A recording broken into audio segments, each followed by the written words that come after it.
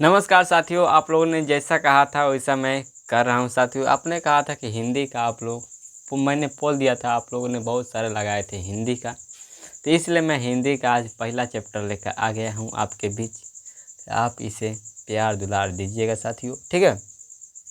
और मैं बता दूं आपको कि आपको हर दिन मिलेगा टाइम। आप याद रखिएगा, आपको रात को 8:30 बजे आपको वीडियो मिलेगा।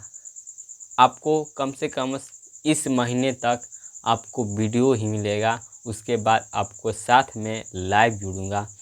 शायद सितंबर में आपसे लाइव जुड़ने के लिए तैयार हो जाएगा, ठीक है। तो हम लोग लाइव करेंगे सितंबर से। जो अभी चल रहा है तो आप लोग 8:30 बजे आकर आप मेरे चैनल पर देखेंगे तो आप एक वीडियो अपलोड हो रहेगा, आप वहाँ पर जाकर देख लें, ठीक है। तो हम लोग श्रम विभाजन और जाति प्रथा, जो श्रम विभाजन और जाति प्रथा क्या है, यह कैसी विधा है, आपसे पहला क्वेश्चन पूछेगा कि यह कैसी विधा है, तो आप बताएं क्या है, निबंध है। क्या है, कैसी विधा है, यह निबंध है, ठीक है। आपसे दूसरा सवाल पूछेगा कि बताइए श्रम विभाजन और जाति प्रथा का लेखक कौन है, ठीक है। तो हमारे हैं डॉक्टर भीमराव अंबेडकर जी। क्या, डॉक्टर भीमराव अंबेडकर जी, ठीक है। अब डॉक्टर भीमराव अंबेडकर का जन्म हुआ था 14 अप्रैल 1891 ईस्वी में हुआ था। कहाँ हुआ था, तो महू मध्य प्रदेश। अब महू मध्य प्रदेश में हुआ था। अब मध्य प्रदेश को हम इंग्लिश में कहते हैं एमपी। क्या कहते हैं, एमपी कहते हैं। तो आपको मध्य प्रदेश न देकर आपको परीक्षा में एमपी भी दे सकता है, ठीक है। तो एमपी का मतलब होता है मध्य प्रदेश। और इनका जो हुआ था दलित परिवार के घर में हुआ था जन्म, ठीक है। अब श्रम विभाजन जो लेखक हैं डॉक्टर भीमराव अंबेडकर जी, अब इनकी मृत्यु, क्या इनसे पूछेगा कि बताइएगा कि डॉक्टर भीमराव अंबेडकर जी का मृत्यु कब हुआ था, निधन कब हुआ था। मृत्यु न पूछ के आपसे पूछ सकता है निधन कब हुआ था। तो मृत्यु या निधन ये कहीं बात होती है, ठीक है। तो दिसंबर 1956 में कहाँ हुआ था, तो दिल्ली में हुआ था, ठीक है, दिल्ली में हुआ था। मैं जितना करा दूंगा, आपसे एक ऑब्जेक्टिव छूटे तो मेरे कमेंट में आकर मुझसे कहना, ठीक है। शिक्षा की बात करें हम कि यह हमारे भीमराव अंबेडकर जी शिक्षा कहाँ कहाँ प्राप्त किए, कैसे कैसे। तो यह प्राथमिक शिक्षा के बाद, प्राथमिक शिक्षा तो आप लोग जानते हैं 1 से लेकर 5 तक, 5 से लेकर 12 तक, ठीक है। यह आपका प्राथमिक शिक्षा हुआ, ठीक है। तो यह प्राथमिक शिक्षा के बाद कहाँ चले गए, बड़ौदा नरेश के प्रोत्साहन पर। यह क्या है, बड़ौदा नरेश के प्रोत्साहन पर उच्चतर मतलब कि जो उच्च शिक्षा है, शिक्षा के लिए कहाँ चल गए, न्यूयॉर्क में चल गए। कहाँ चले, या न्यूयॉर्क में कहाँ, या आप यहाँ पर बात रखिए, याद रखिएगा साथियों, न्यूयॉर्क। अब न्यूयॉर्क कहाँ है, तो अमेरिका में है। अब अमेरिका न देकर आपको परीक्षा में दे देगा USA, आपको परीक्षा में दे देगा USA। तो आप कहेंगे कि US कहाँ होगा, US में गए थे, है, आप लगा देंगे वहाँ पर दूसरा।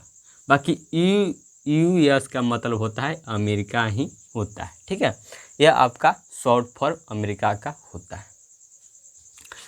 फिर वह उसके बाद अमेरिका के बाद कहाँ गए थे, फिर वहाँ से लंदन चले गए थे। अभी लंदन कहाँ पड़ता है, तो यह लंदन आपका इंग्लैंड में पड़ता है, ठीक है। हाँ, तो आप याद रखिएगा कि प्राथमिक शिक्षा के बाद वह किसके प्रोत्साहन पर गए थे, तो बड़ौदा नरेश के प्रोत्साहन से पर कहाँ गए थे, उच्च शिक्षा के लिए न्यूयॉर्क में गए थे। न्यूयॉर्क कहाँ है, अमेरिका में, ठीक है। अब अमेरिका के बाद कहाँ गए थे, लंदन में गए थे। लंदन कहाँ है आपका, इंग्लैंड में, ठीक है। अब हम पॉइंट बढ़े।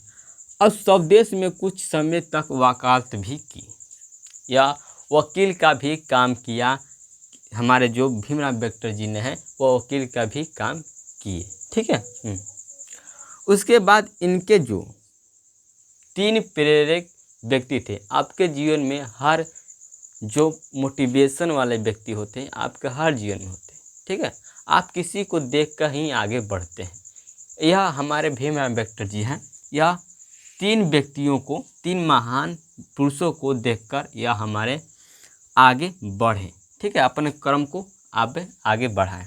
जैसे बुद्ध भगवान, बुद्ध जी को देख के प्रेरित होकर, प्रेरक होकर, ठीक है, कर्मवीर जी को प्रेरक होकर और ज्योतिबा फुले से प्रेरक होकर यह हमारे भीमराव अम्बेडकर जी अपने कर्मों को आगे बढ़ाए, ठीक है, किया। इनका अन्य नाम की बात करें तो इन्हें भीमराव अम्बेडकर जी को एक और नाम से जाना जाता है, जिसे कहते हैं बाबा साहेब। यह बाबा साहब के नाम से भी जाने जाते हैं। इनका एक और नाम है जिनका नाम है संविधान जनक। इन्हें संविधान जनक भी कहा जाता है, ठीक है। इससे इनको भीमराव अम्बेडकर जी को संविधान निर्माता भी कहा जाता है। संविधान निर्माता, अब संविधान होता क्या है? अब संविधान जिससे हम लोग, जिस नियम से हम लोग चलते हैं, जैसे हमारा सरकार चलती है, ठीक है, यह हमारा संविधान होता है, ठीक है। अब यह संपूर्ण वर्ड में 21 खंडों में प्रकाशित होती है। अब ये आपको बात समझ में नहीं आएगी। 21 खंडों में प्रकाशित हुई है। अब कौन कौन 21 खंडों में प्रकाशित हुई है हम लोग जानेंगे, ठीक है। तो आप लोग यहाँ से इसे स्क्रीनशॉट ले सकते हैं, ठीक है। मैं हट जाता हूँ।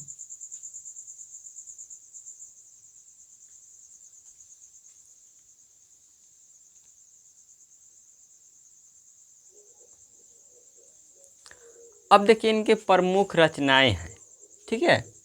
भीमराव अम्बेडकर जी का प्रमुख रचनाएं हैं, जैसे इनका है द कास्ट इन इंडिया है, देयर मैकेनिज्म है, फिर बुद्धा एंड हिज धम्मा है। यह तीन प्रमुख इनकी रचनाएं हैं, ठीक है। अब एक और है जिसे कहते हैं एनिहिलेशन ऑफ कास्ट। यह एनिहिलेशन ऑफ कास्ट क्या है?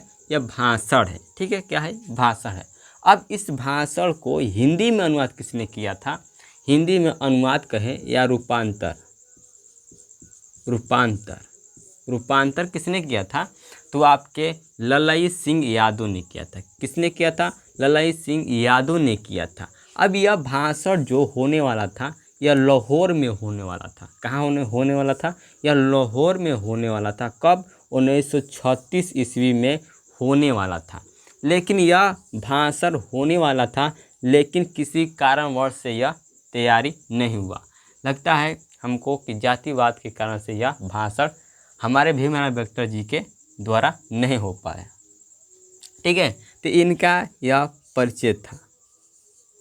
क्या था? परिचय। अब हम पाठ परिचय था। अब हम पाठ की जो कहानी है, कहानी उसको हम अगले क्लास में देखेंगे, ठीक है। नेक्स्ट क्लास में, ठीक है। नेक्स्ट क्लास में हम देखेंगे, ठीक है। तो आप लोग यह इतनी पाठ परिचय था, आप लोग इसे अच्छी तरह से याद रखेंगे। और इनका जो प्रमुख रचनाएं के साथ साथ इनके और भाषण भी है, तो आप भाषण को भी याद रखिएगा, ठीक है। ये इतनी आपका 3-4 गो आपका रचनाएं नहीं है, इसमें बहुत सारा रचना है और भाषण भी है। तो आप उसी को, बाकी जो प्रमुख है यही 3 गो है, 3 गो का आप याद रखिएगा। उसे भी आप याद रख सकते हैं, तो अच्छी बात है, ठीक है। तो मिलते हैं अगले वीडियो में। जय हिंद, जय भारत।